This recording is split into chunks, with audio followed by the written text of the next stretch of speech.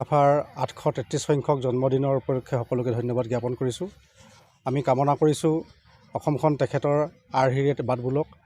আমি আজি বিশেষকৈ গৌৰৱান্বিত এই কাৰণেই যে আমি বহুদিনৰ পৰা ভাবি থকা এটা আমাৰ কল্পনা যে আমি চিমেণ্ট চাপৰিত চাওলুং চুকাফাৰ এটা প্ৰতিমূৰ্তি নিৰ্মাণ কৰিম আৰু তাৰে অংশ হিচাপে আজি আমাৰ এই প্ৰতিমূৰ্তি নিৰ্মাণৰ যি প্ৰথম কাৰ্যসূচী অৰ্থাৎ আজি আমাৰ আধাৰশিলা স্থাপন হৈ গৈছে।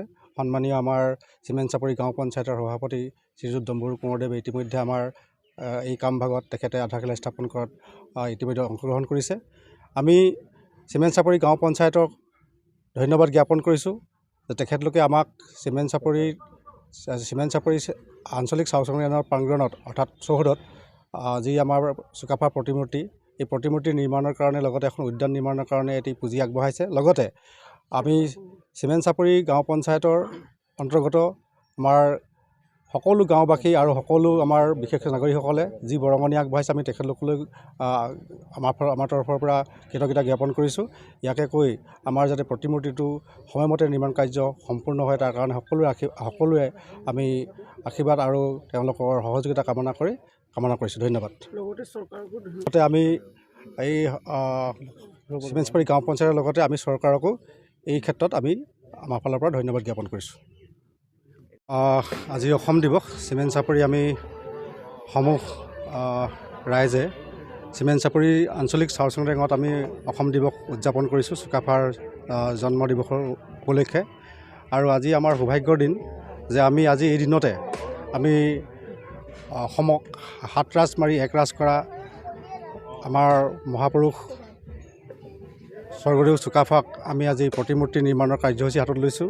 লগতে আমি আগন্তুক যি আমাৰ 31 জানুৱাৰীত আমাৰ মেডাম মেফি যি পালন কৰা হ'ব তাৰো আজি আমি আলোচনা কৰিবৰ কাৰণে আমি সমবেত হৈছোঁ। লগতে আমি আশা ৰাখিছোঁ তেখেতৰ যি মহান কাৰ্যসূচী আছিল সেইখিনি যাতে আমি সকলোৱে আগবঢ়াই নিব পাৰোঁ এই কামনাকে আমি আজিৰ দিনটোতে কৰিছোঁ। ধন্যবাদ। সমগ্ৰ অসমতে আমাৰ স্বৰ্গদেউ চাওলুং চুকাফাৰ দিৱসৰ কাৰ্যসূচী পালন কৰিছে। সেইটোকে আমি অসমবাসীক আমি তেখেতক শ্ৰদ্ধা সুঁৱৰি আজি আমি চিমেণ্ট চাপৰিটো আমি এদিনীয়াকৈ অনুষ্ঠিত কৰিছোঁ চুকাফা দিৱস। চুকাফা দিৱসৰ আজি পুৱাৰ পতাকা উত্তোলন কাৰ্যসূচী ইতিমধ্যে হৈ গৈছে, মৈদাম তৰ্পণ হৈ গৈছে। ইয়াৰ পাছতে আমাৰ কাৰ্যসূচী আছে চুকাফা প্ৰতিমূৰ্তি নিৰ্মাণ কৰিবলৈ যি বেদী আজি আধাৰশিলা স্থাপন কৰা হ'ব। সেই হেতুকে আমি বিভিন্ন জাতি জনগোষ্ঠীৰ ব্যক্তিসকলক আমি আমন্ত্ৰণ জনাইছোঁ, তেওঁলোকেও উপস্থিত হৈছেহি। আমি তাৰ ওচৰত আমি আশীৰ্বাদ বিচাৰিছোঁ যে অনাগত দিনত যাতে আমি খুব সুন্দৰভাৱে স্বৰ্গদেউ চাওলুং চুকাফাৰ প্ৰতিমূৰ্তিটো নিৰ্মাণ কৰিব পাৰোঁ। সকলো ৰাইজৰ সহায় সহযোগিতা পাম বুলি আশা কৰি আজি আপোনালোকক থ্ৰুৱেদি আমি ৰাইজলৈ আহ্বান জনাইছোঁ।